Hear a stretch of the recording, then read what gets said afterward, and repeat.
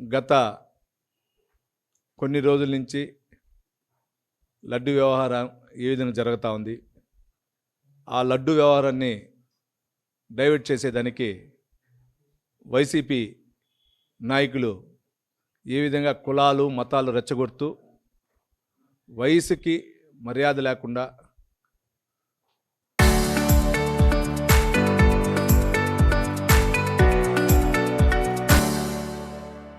ఒక రాష్ట్రంలోనే దేశంలోనూ ప్రపంచంలో కూడా పేరున్న వ్యక్తిని ఆంబోతు అంబటి రాంబాబు ఏ విధంగా మాట్లాడాడో మీరు చూసుంటారు. అదే కాకుండా నిన్న చంద్రగిరి నియోజకవర్గంలో ఇద్దరు మద్యం సంబంధించినటువంటి తోడు దొంగలు ప్రెస్ మీట్ పెట్టారు చంద్రగిరి నియోజకవర్గంలో. ఒకరైతే రాష్ట్రానికి మద్యం సంబంధించిన నాయకుడైతే, ఒకరు మన చిత్తూరు జిల్లాతో పాటు ఉమ్మడి చిత్తూరు జిల్లాతో పాటు పక్కన అంటే గుంటూరులో దొంగ మద్యం చేస్తున్న వ్యక్తి. ఆ జోగి రమేష్ నిన్న మాట్లాడిన మాటలు మీరు మీడియా సోదరులు అందరూ కూడా విన్నారు. ఏ విధంగా మాట్లాడాడో మీరే అర్థం చేసుకోవచ్చు. ఆయన్ని రెచ్చగొడుతూ మమ్మల్ని తెలుగుదేశం పార్టీ కుటుంబ సభ్యులు అవ్వచ్చు, జనసేన పార్టీ కుటుంబ సభ్యులు అవ్వచ్చు, బీజేపీ పార్టీ కుటుంబ సభ్యులు అవ్వచ్చు, లేదా రాష్ట్రంలో ఎన్డీఏ కూటమికి సానుభూతి పరులను కూడా రెచ్చగొడతా నిన్న జోగి రమేష్ మాట్లాడాడు. మాట్లాడిన విధానం కూడా అందరు ఫేస్బుక్లో అందరూ లైవ్లో చూశారు. మా చిన్నాయన లోకేష్ బాబు గారిని మాట్లాడిన విధానం, జోగి రమేష్ మా పెద్ద ఆయన చేతులు కట్టేశాడు కాబట్టి నిన్న నువ్వు చంద్రగిరి నుంచి బయటపోయావు. లేదంటే నువ్వు నిన్న మాట్లాడిన ఆ భాషకి నీ ఇంటి వరకు కూడా పోయిండవు. నిన్ను ఎవడు కాపాడుండడు. మాకు అటువంటి కక్ష సాధింపు లేకుండా, అటువంటిది లేకుండా రాష్ట్రంలో ప్రశాంతతగా ఉండాలన్న ఉద్దేశంతో మేము ఉన్నాం చేతులు కట్టేసుకొని. ఈ రాష్ట్రంలో శాంతి భద్రతలో డెవలప్మెంట్ కావాలన్న ఉద్దేశంతో గెలిచిన 1 సంవత్సరం 8 నెలల నుంచి రాష్ట్రంలో అందరూ ఎమ్మెల్యేలు ఉండొచ్చు. ముఖ్యంగా చంద్రగిరిలో నా పైన హత్యా ప్రయత్నం చేసినా కూడా మా కార్యకర్తలు నన్ను చేతకానివాడు వీడు అని అనిపించుకుంటా ఉన్నా కూడా నేను చేతులు కట్టి ఉన్నా ఈరోజు. కారణం అంటే చంద్రగిరిలో ఎక్కడ రౌడీస్ ఉండకూడదు, ఎక్కడ శాంతి భద్రతలు లేకుండా, అటువంటి సిచ్యువేషన్ లేకుండా శాంతి భద్రతలు కంట్రోల్ ఉండే ఉద్దేశంతో ఉన్నాం. నిన్న మాట్లాడిన విధానం ఇంకా మారు. ఈరోజు నువ్వు బీసీ కులస్తులని మాట్లాడుతున్నావు. ఇదే నువ్వు బీసీ కులస్తుడు 2022లో ఏ విధంగా మా పెద్ద చంద్రబాబు నాయుడు ఇంటికి పోయావు ఆ రోజు నీకు గుర్తులేదా? ఆయన ఇంటికి పోయి దాడికి పోయి నువ్వు మంత్రి పదవి తెచ్చుకున్నావు. ఈరోజు తిరిగి అదేవిధంగా రెచ్చగొడుతూ మళ్ళా మంత్రి పదవి తెచ్చుకోవాలో లేదా రాష్ట్రంలో వైసీపీలో ఉన్నత స్థానం పోవాలనుకుంటున్నావు. 2029లో కూడా రాష్ట్రంలో ఎన్డీఏ కూటమే. మొన్న కూడా ఒక సర్వే చేశారు, ఎంపీ ఎంత పర్సంటేజ్ వస్తూ ఉంది, గతంలో పర్సంటేజ్ ఎంత ఉంది, ఈరోజు పర్సంటేజ్ ఎందుకు, మొన్న ఒక 3 రోజుల ముందు కూడా వచ్చి చూసుంటారు మీరు. దాన్ని బట్టి ఒళ్ళు దగ్గర పెట్టుకో జోగి రమేష్.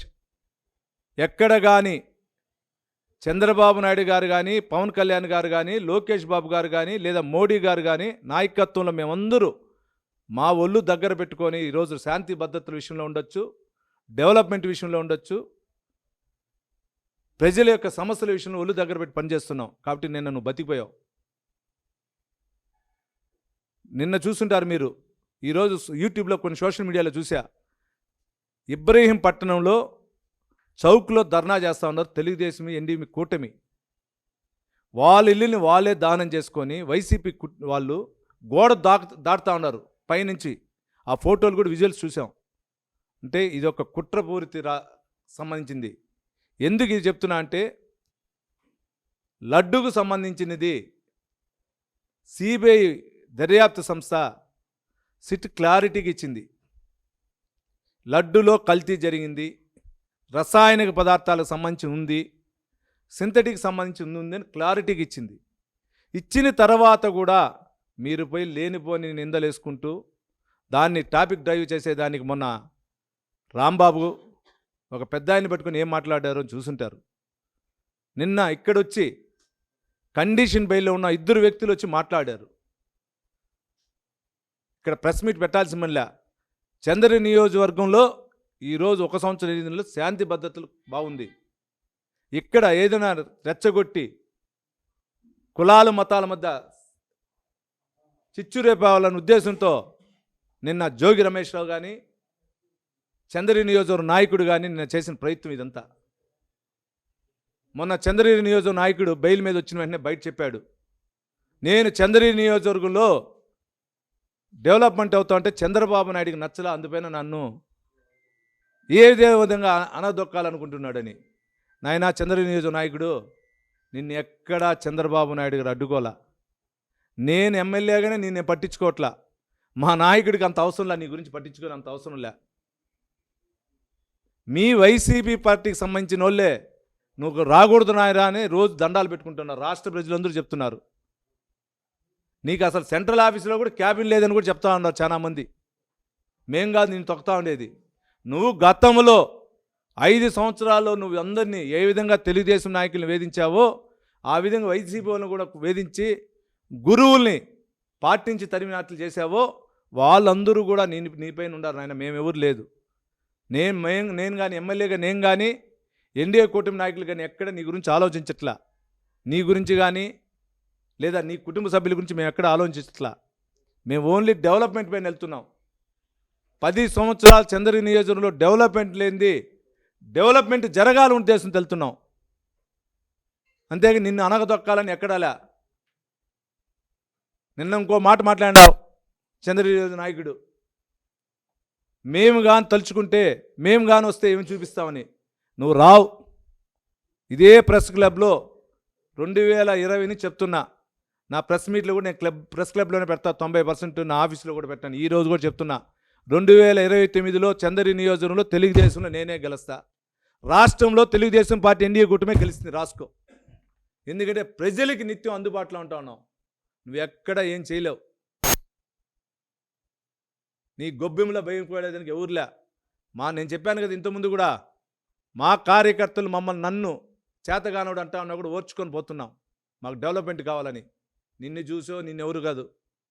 రాష్ట్రంలో వదిలేసినారంటే రాష్ట్రంలో మొత్తం కూడా తెలుగుదేశం కుటుంబ సభ్యులందరూ కూడా చేతులు కట్టుకొని శాంతి భద్రత ఉండాలి, రాష్ట్రం డెవలప్మెంట్ పోవాలి. 5 సంవత్సరాలు వెనకాల పోయినటువంటి రాష్ట్రం ముందుకు పోవాలన్న ఉద్దేశంతో ఎన్డీఏ కూటమి అందరూ కూడా ఉన్నారు. ఎక్కడ కానీ ఎవరికో భయపడలేరు. భయపడుంటే మేము 151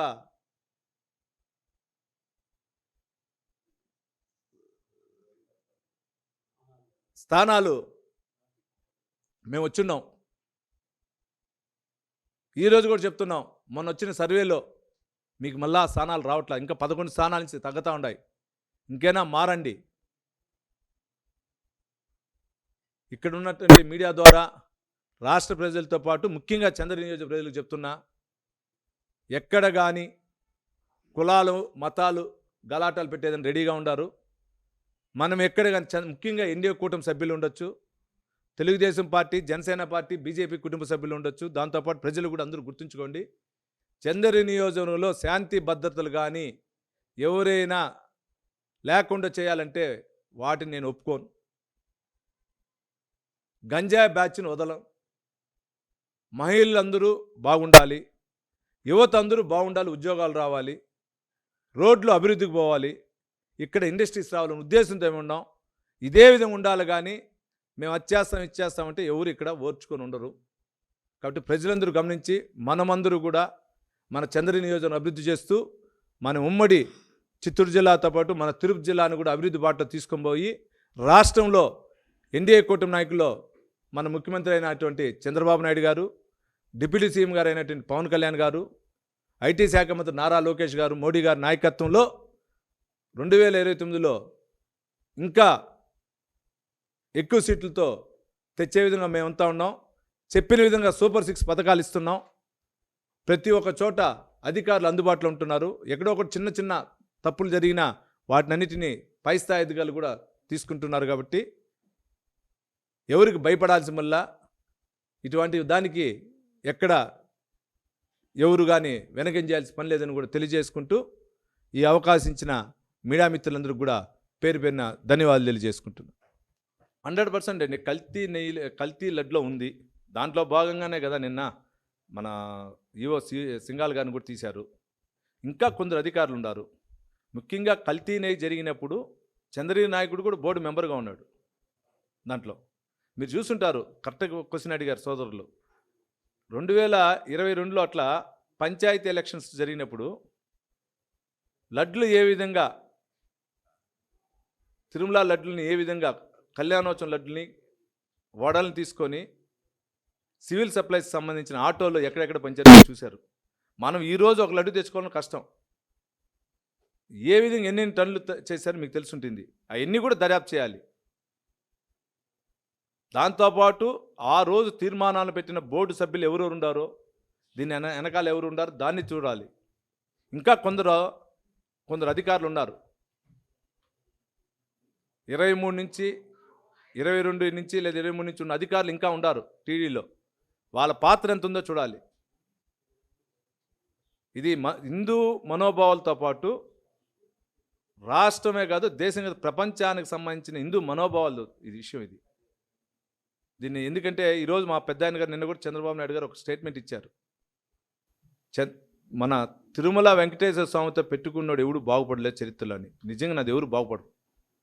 మామూలుగా నేను కూడా టీడీ లెటర్ ఇచ్చానంటే నేను లెక్కేసుకుంటే ఎన్ని లెటర్లు ఇచ్చానని దానికి సంబంధించి ఏదో ఒక అమౌంట్ ఎత్తుకుని ఉండిలే వేస్తా. అది మేము నమ్మేది. మామూలుగా మనకు ఇస్తారు దర్శనానికి లెటర్లు ఇస్తారు. ఎవరికో సమ్ XYZకి ఇస్తాం, పార్టీ కార్డుకో ఇంపార్టెంట్ వాళ్ళకి ఇస్తూ ఉంటాం. ఎన్ని లెటర్లు అయితే ఆ లెటర్లకి కూడా నేను ఉండిలేస్తాను డబ్బు. అది తెలుగుదేశం పార్టీ కానీ జనసేన కానీ బీజేపీకి సంబంధించినటువంటి కూటమి నాయకుల యొక్క సంప్రదాయం. మా టీడీడీ చైర్మన్ గారు ఉన్నారు. ఆయన సొంత వాహనంలో తిరుగుతారు. వాటర్ బాటిల్ కూడా ఆయనే కొనుక్కుంటాడు. ఏదైనా మేము పోయినప్పుడు ఎప్పుడైనా పాలు తెప్పిస్తే కూడా దానికి డబ్బు కడతాడంట. అంటే అటువంటి సంప్రదాయం ఉంది ఈరోజు. కాబట్టి దీంట్లో దర్యాప్తు లోతుగా పోవాలి. లోతుకి వెళ్ళి దానికి సంబంధించిన వ్యక్తులందరినీ కూడా ఇంకా చేయాలి. Local to global news at your fingertips. మీ చేతిలో ఒక ఆయుధం. Download Raw TV app. Media legend Ravi Prakash is back.